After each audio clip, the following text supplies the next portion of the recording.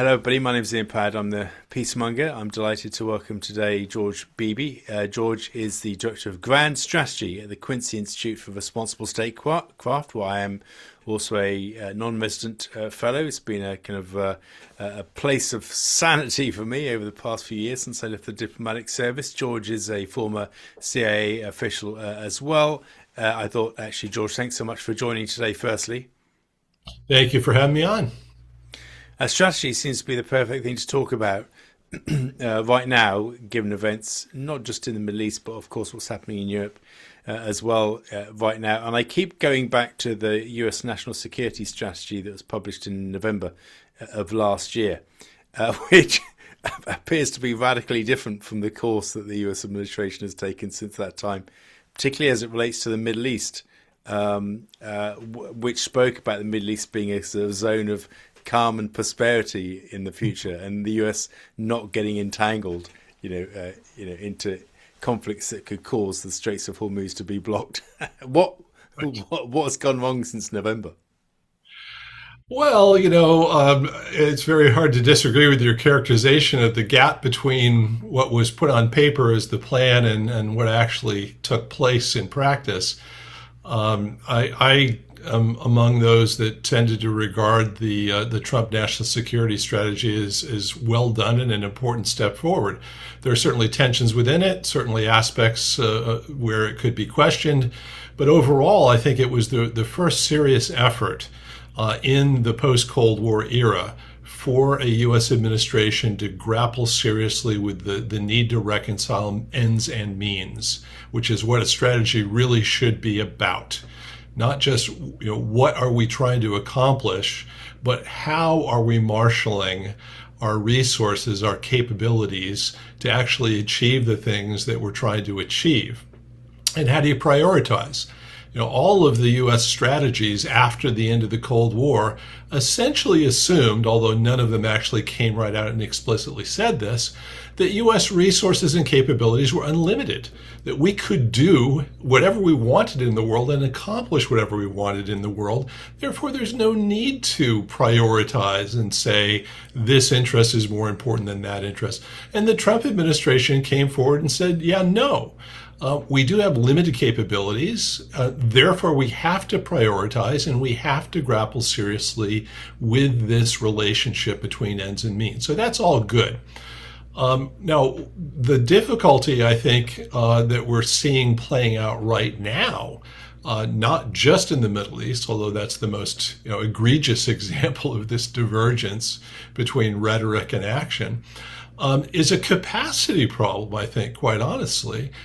Part of what you need to do if you're going to implement a strategy is to ensure that you have the state capacity to carry out what it is that you're trying to do. And honestly, I think what has happened with Iran is, I think, a microcosm of a larger problem of state capacity in Washington. Washington has become dysfunctional. Part of that has to do with Washington itself. Part of that has to do with the condition that the United States finds itself in more broadly, a state of political polarization where the extremes of political views seem to be much more prominent relative to the central parts of the political spectrum, the moderates, the folks who are able to address things in ways that bridge political divides in the United States. And right now, our country is not in a position to do that. Part of this is the Trump administration itself. It has not gotten its act together internally. It does not have a coherent interagency process. If you read the New York Times account of how the decision to go to war with Iran was taken, which was published a few weeks ago, I think that was a portrait of a decision-making process inside the White House that is broken.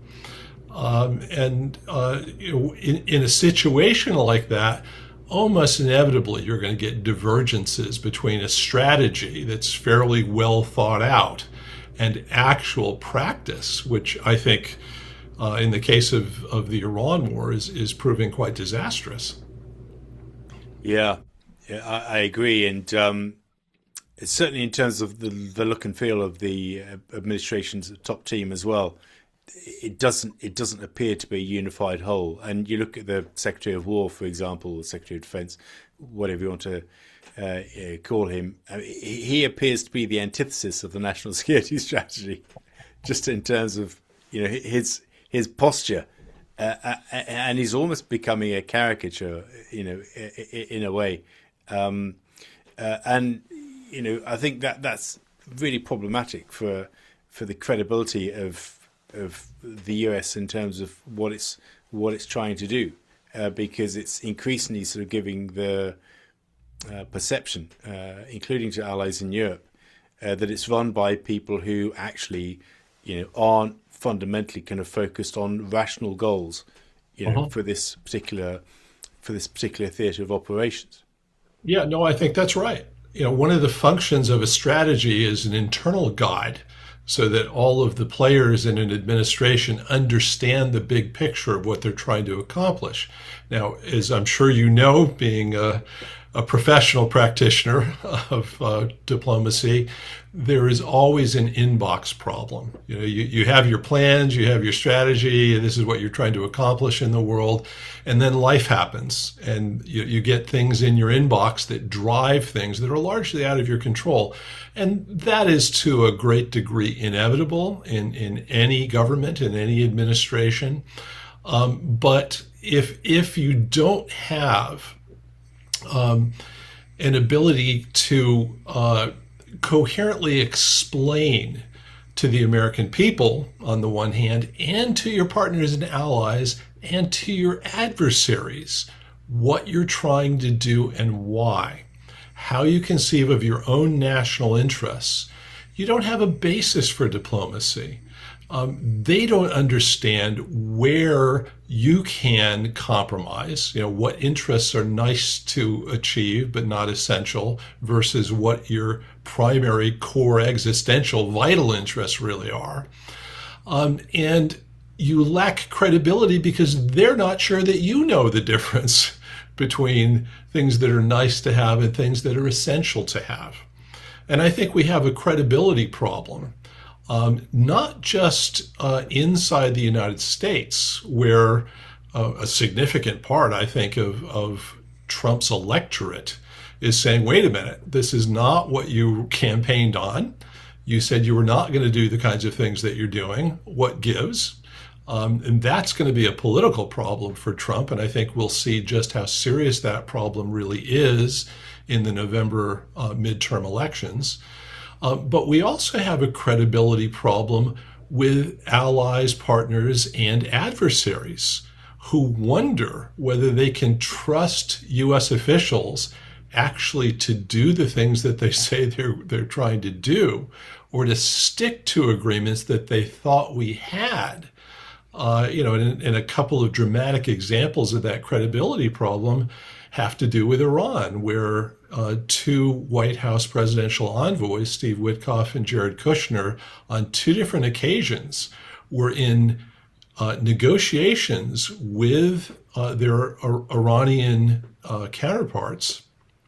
And they broke off negotiations in the middle, where it looked like there was some progress being made, only to see the United States essentially resort to force. And that is a problem not just in trying to forge agreements with Iran going forward, so they understandably don't trust U.S. officials to adhere to things they thought we had agreed to, but it also raises questions with others. In Europe, can European officials trust the Trump administration to convey accurately what they're trying to do and to stick to agreements that they think we have? Can Russia and Ukraine, who are dealing incidentally with the very same White House envoys in the process trying to end the war between Russia and Ukraine, can they trust U.S. negotiators to follow through on things that they think we're zeroing in on agreeing to. Those are very serious problems. It's a credibility problem that the U.S. hasn't really thought a lot about. In the past, we were very worried about our credibility to go to war to defend things. We worried in Vietnam that if we didn't go to war to defend what was arguably a secondary or tertiary interest, that our adversaries would not trust that we would go to war to defend a primary interest. And so this notion that we had to use force to preserve our credibility became very important. Now we have a different kind of credibility problem. Not will we go to war, but will we actually stick to state agreements that we're either committed to or trying to forge? And that is a very serious problem, which if we don't address it, can quite seriously damage our ability to actually conduct diplomacy in the world. Yeah. I mean, Trita Parsi of Quincy, who you know very well, wrote a very good article just 2 days ago saying that we may be on the cusp of a moment where Trump can just about get himself out of this this mess, because ultimately the Iranians want some sort of a deal that works for them, including sanctions relief, and so on. And today we've seen some quite positive news. Let's see how long it lasts. The Strait of Hormuz has been reopened, at least until the ceasefire holds. There's been a ceasefire agreed for Lebanon as well. Also, a positive sign. I mean, do you sense that actually kind of the wheeling out Vance to kind of play a more leading role here is an attempt to try and re-establish some, from very, very low levels or practically non-existent levels, a bit of trust in the process to kind of kick-start it again, to actually try and resolve and get out of this situation for the US? Well, I do. And I think part of this is because, as the New York Times article that I mentioned earlier pointed out, Vance has been opposed to the use of force against Iran in this way, at least prior to the time that the president made that decision. I think he argued that that was likely to be counterproductive, listed all the ways this could go wrong. He red teamed this, so to speak. What happens if our assumptions prove inaccurate? These objections were all, I think, very, soundly based in the kinds of mistakes the U.S. Has made in the past that led us into various debacles. And I think the vice president was trying to say, let's not step on that same rake again. And here's what could happen if this all goes wrong. Now, the virtue of putting Vance at the forefront of trying to forge a settlement of this war is that he has some credibility that I think derives from his past arguments on this, and the fact that the president himself has said that JD was uncomfortable with this decision. Now, we'll see how this works out. It looks to me as if we've made some progress, as you've said. How durable this is going to be, how much more needs to be agreed in order to really sew this up and put this conflict in the rearview mirror remains to be seen.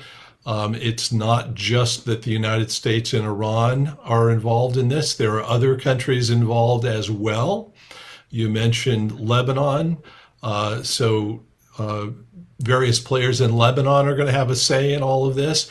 Obviously, the Israelis are involved in this. They're going to have a say in all of this too. So it's not just, can we find an agreement that Washington and Tehran are okay with? It's also, are these other players going to come on board, or will they do things that undermine this? And that remains to be seen. This is a very complex issue. Lots of ways this could go wrong. And that's part of the reason why getting into it in the first place was so ill-advised.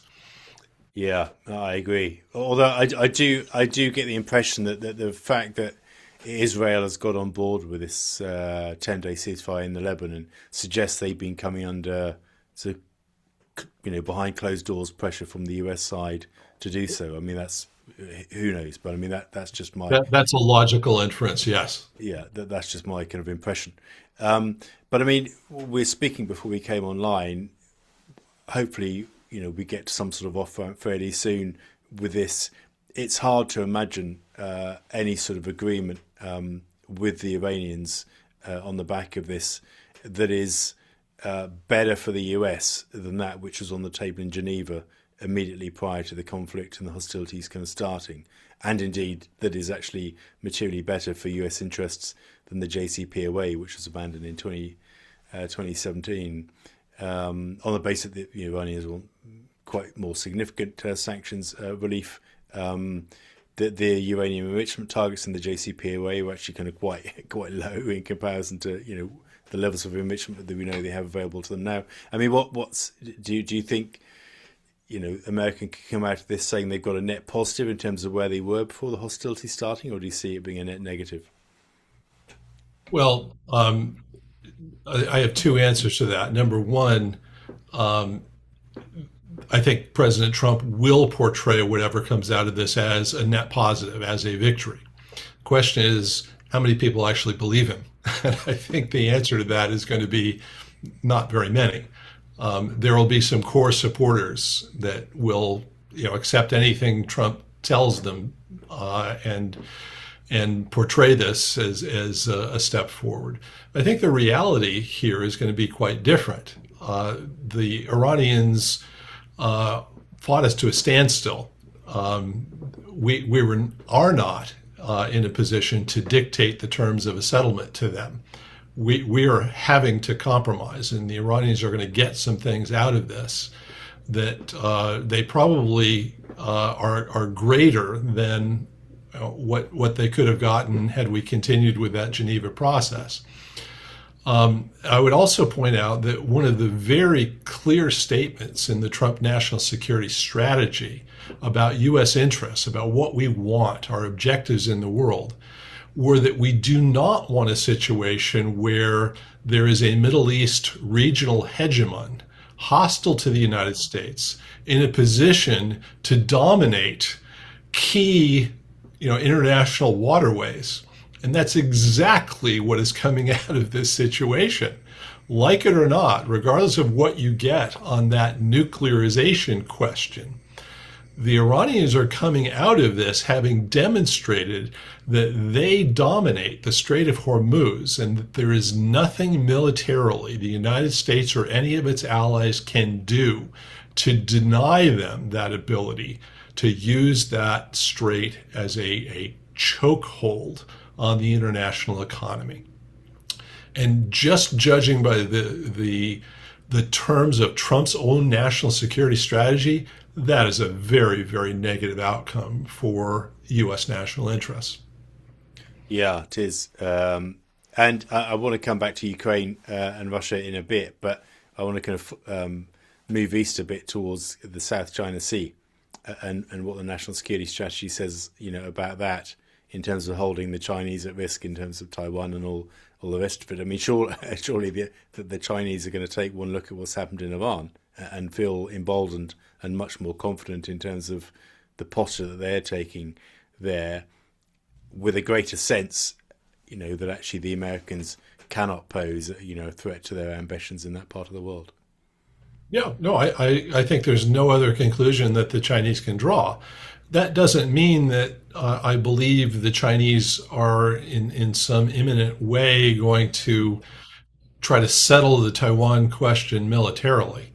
In fact, the growing confidence that they must have as a result of what has happened in Iran suggests to me that they probably think that time is on their side and they don't have to commit themselves to some sort of cross-strait invasion, that they've got such leverage and that there has to be such doubt on the part of Taiwanese about the strength and capability of the United States to defend them, that the Chinese can wait this out and let the forces that are right now exerting themselves on this issue to play out to Beijing's favor.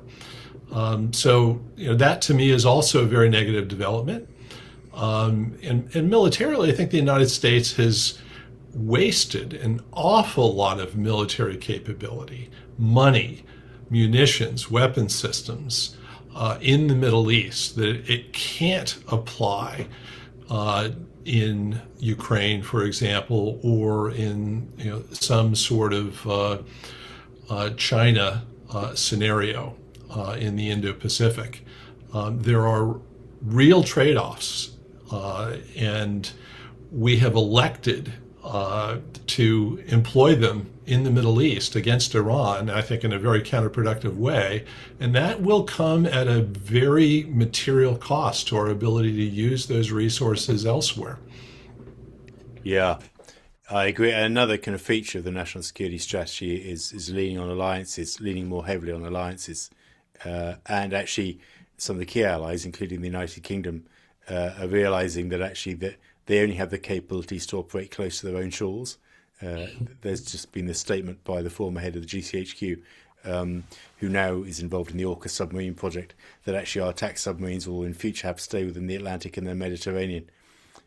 So, the kind of the Five Eyes, network is no longer going to be a durable alliance for the US to kind of lean on in terms of force projection in Asia. It seems to me, which for UK national interests kind of makes sense because we simply don't have the kind of military means to do anything further than Greece.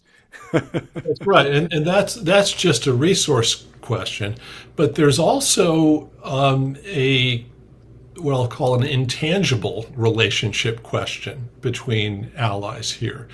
I think the feeling in Europe right now is that the United States has actually endangered Europe, has endangered Europe's economy, its prosperity, its energy situation in very detrimental ways, and that the United States is not helping Europe with what Europeans believe, I think erroneously, but nonetheless, I think the reality is they believe that their big security threat is Russia, and the United States is not helping them with that. And that's something that I think is very detrimental to the future of the transatlantic alliance. I think the perception in the Trump administration is that in our time of need, dealing with what we regard in Iran is a very serious threat. The Europeans have not helped us. In fact, they've hindered us by not only not coming to our aid, but denying us the use of military bases and overflights that are essential to our ability to conduct operations against Iran. So there are tensions there within that alliance that I think bode very ill for the future of the NATO alliance. And then if you look in Asia, most definitely our ability to contend with rising Chinese power depends on our relationship with regional partners and allies in Asia. And here again, I think the story of the Iran war has been we've hurt them. A lot of the energy crunch that has flowed from this war has hurt our allies in Japan, South Korea, elsewhere. And that does not bode well for our ability to put together arrangements in the Indo-Pacific that help us contend with Chinese power. Yeah, and you're just a lot further away from Asia. I mean, one of the interesting things to me has been the kind of the recent signs of a pivot by the Vietnamese towards not necessarily a close, but a warming of relations or an improvement of relations, with the Chinese, which appears to have emerged as a direct consequence of what's happened in recent weeks. And for people who aren't aware, I mean that is historically kind of fairly fraught, relationship between Vietnam, and China. So that I find that's a real weather vane. Sorry. Yeah, I agree. Yeah, as it relates to the Europeans, I mean, I have to say that within the national security strategy, the US national security strategy, I actually was inclined to feel quite aligned with the aspiration there as it relates to Europe and this sense of an erosion of sovereignty among individual kind of nation states and so on. And I also tend to think that that the energy kind of crunch is partly self-imposed on the European side in terms of denying themselves already access to kind of cheaper Russian energy even before the war in Iran started, and the war in Iran just exacerbating pre-existing sort of high energy costs caused by the war in Ukraine. So, I mean, what I think the war in Iran does is it makes the Europeans even more resistant to Trump's efforts to bring the war in Ukraine to a close. And I think that is the big risk there. I agree. Yeah, the other aspect to this, though, is it also has tempted them to double down on some wishful thinking that has driven them for a while. And I think the wishful thinking is if we can just, stretch out this peace process, don't allow it to reach any successful conclusions, play for time, eventually Trump and his efforts will fail, and we might get some new leadership in Washington that will be more amenable to the approach that the Europeans favor in dealing with Russia. And what the war in Iran has done, I think, is encourage that point of view in Europe. They're looking at Trump's declining popularity in the United States, which to some significant degree is a function of the blunder in Iran, and saying, hey, we have reason for hope. If we can just get to November, Trump's going to be in a much different position politically, and who knows what might be possible vis-a-vis Ukraine and Russia at that point. So it is, I think, encouraged the Europeans to play spoiler in Ukraine to an even greater degree than they have to date. Yeah, I completely agree, and of course the election of Peter Magyar in Hungary, has just unleashed this additional 90 billion in euro bond funding for Ukraine, which means that they can afford to keep fighting through to 2027 now, and there are absolutely no signs of any of the Europeans, except possibly Bart de Wever in Belgium, wanting any sort of dialogue, with the Russians going forward, nor any sign that Zelensky wants to bring this to a close, despite his own internal kind of challenges. I mean, I think that we are seeing some sort of slow motion divorce between the Europeans, hostile towards what President Trump has been doing in Iran, and the Americans, essentially kind of wanting to kind of unpeel themselves from this terrible mistake of the war in Ukraine. And I see no immediate scope for any kind of meeting of the minds, there, at all, which just adds to my kind of view that the war runs on until 2027, subject to any major event, which doesn't seem likely in the short term. And that's just kind of how I see it, really. But I don't know if you kind of share that view. Well, up until a couple of months ago, I would have said we had a real opportunity to end this war. I think it's quite clear that the Russians want this war to end. Not on any terms. They're not prepared to capitulate, but they think that a reasonable compromise is on the table, and I think they're prepared to agree to it. The Ukrainians have been dragging their feet a little bit, trying to see, can we get more concessions out of the United States and the West? And they get a concession and they say, okay, this is great. Now let's try to get even more. And they're playing this process out. What I think has happened is Trump has lost a lot of oomph. The Iran war has distracted him. There's only so much capacity a very small number of officials in Washington that are really involved in this peace process can do. You can only do so many things at one time, particularly if you want the same 6 people doing all of them. And that is a capacity problem in Washington. But to some degree, Trump's ability to drive a compromise and to sell a compromise is a function of his political clout. And that's a perception issue to some degree. And right now, the perception is that Trump's stock, his political stock, is descending. The sovereigntist right in Europe is running away from him. They're increasingly seeing him as a liability. And I think the the results in Hungary are not primarily a reflection of Trump's declining popularity in Europe, but that was a factor in all of this. And I don't see that getting better, quite honestly, over time. So I also wonder how long Moscow is going to be patient with this situation. Their primary geostrategic incentive for seeking a compromise end in Ukraine is because they want a better relationship bilaterally with the United States. It gives Russia more room for maneuver geopolitically in the world, makes them less dependent on China, less subject to Chinese leverage on things like the price of gas and oil and other things, opens up some possibilities for Russian economic growth, technological cooperation with the United States. It gives Russia the perception of greater involvement and less isolation in the world. All of those things are reasons to seek a deal. But if the Russians think, you know what, we can't get a normalized relationship with the United States. Trump is politically crippled, incapable of overcoming deep state resistance to improved U.S.-Russian relations.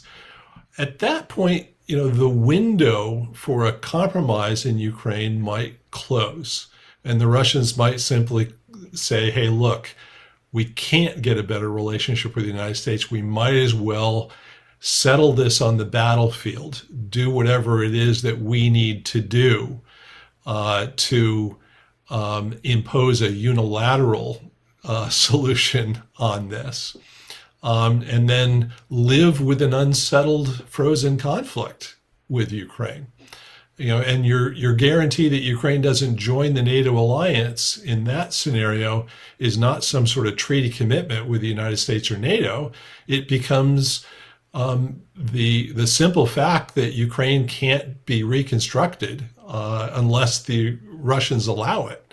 And if it can't be reconstructed, it's not going to be a part of any military alliance. It's going to be a dysfunctional state. The Russians are not capable of conquering Ukraine, but they are capable of rendering it dysfunctional for a long time to come. And that may be plan B if the Russians conclude, Trump just can't get there. Yeah. Yeah, I agree. And I mean, I would say on the kind of US relationship, that, I mean, the Russians, if they're anything, they're very kind of pragmatic. I mean, they're great chess players in terms of strategy and so on, but also very pragmatic. And I think actually, the Russians long term see a benefit to having a normalized relationship with the US whenever it happens.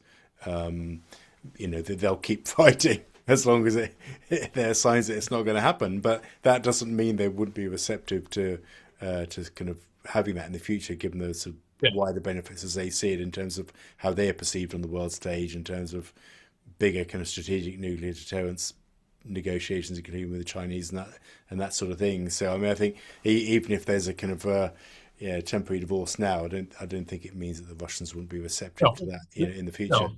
In the future, I think that's right, but that's probably years down the road in that scenario. Exactly right. I also wouldn't rule out them actually wanting to have a much more normal relationship with Europe either, because there are significant economic benefits to them in doing so. But the same thing applies. That seems even less likely anytime soon, and may come even further down the track actually than any normalization, with the US. So yeah, I mean, I think that the big advantage to Russia in terms of how they perceive it, to just maintaining this state of dysfunction, within Ukraine through a kind of low-level attritional kind of conflict as they're doing now, is to sow political division within Europe itself and gradual economic collapse and fracturing of the European project. I mean, they need to do nothing more than what they're doing now, in terms of how I assess it, to kind of see that slow process of fracturing in Europe itself continue, because an end to the war means at some point, maybe not for another 10 years, but Ukrainian membership of the European Union And if NATO is starting to splinter, then the European Union essentially comes, as the Russians will see it, just a new form of NATO. so they won't want Ukraine to join the EU either. So I mean, they're happy to play this out. I totally agree with you. And knowing that the Europeans will run out of the economic means to support the war a long time before they do, particularly Yeah, when. no, I think that's right, but I think there's another implication to what you're saying, and I agree with your logic, and that is the Russians don't actually have an incentive to invade a NATO member at this point. The logic of doing so is either, territorial aggrandizement. The Russians really believe that Estonia should be part of Russia, which they don't. This is that there's no real political, cultural, historical reason to try to bring the Baltic states back into the Russian Empire. Number one. Number two, the idea that they could challenge Article 5, create some sort of dilemma within the alliance between allowing Russian success against a NATO member or risking nuclear war. It's a high-risk strategy aimed at dividing the alliance, rendering NATO, the Article 5 commitments null and void, an empty letter. They don't need to do that under these circumstances. The reality is that the divisive tendencies within the alliance and the doubts that already exist within the alliance about American commitment to Article 5 defense of members are so great that the Russians can simply let this play out. The forces and trends that are underway right now are likely to undermine the NATO alliance so long as the Russians don't do something stupid and undertake an operation that might resurrect the alliance in Article 5 at this point. I don't think the Russians are a lot of things, but they're not dumb. So I doubt that they're going to have any kind of incentive to go to war with a NATO member under these circumstances. Yeah, well, I've always kind of shared that view, precisely because the Russians are incredibly rational in terms of how they think about these things. They're rational, and their thought process is very much rooted into how they perceive their national interests. And as you say, as you said, it's absolutely not in their national interest to kind of take on, NATO, and they have no wider imperial aspiration to reconquer Baltic states either, or indeed invade any other kind of NATO Right. nation, including Poland and so on. So no, quite right. I 100% agree with you on that. But the war is sustained on the back of tropes like this, that Russia is going to invade, Estonia, Latvia, Lithuania, Poland, pick a country, next, and that is part of the problem. That's actually kind of the non-stop propaganda. I mean, of course, the Russians are great at propaganda too. Don't get me wrong.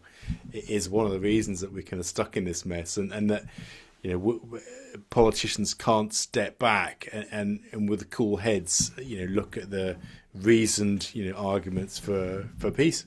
I'm afraid to say, and I see no sign of that changing in Europe or in the United Kingdom, sadly, anytime soon. And as I said, I think what's happening in Iran is just accelerating that psychosis, if you want to call it that. Sadly, but on that depressing note. I should like to thank you, George, for joining today. It's always great to talk to somebody so learned and thoughtful, as you. I really appreciate your thoughts today. Thank you also, people, for watching today. Please do subscribe to my channel. Wherever you are in the world, whatever your nationality and religion, I wish you very much peace. And George, well, I hope to meet you again in person before too long. But for now, thanks so much for joining me today. Thank you very much for the invitation. Great conversation.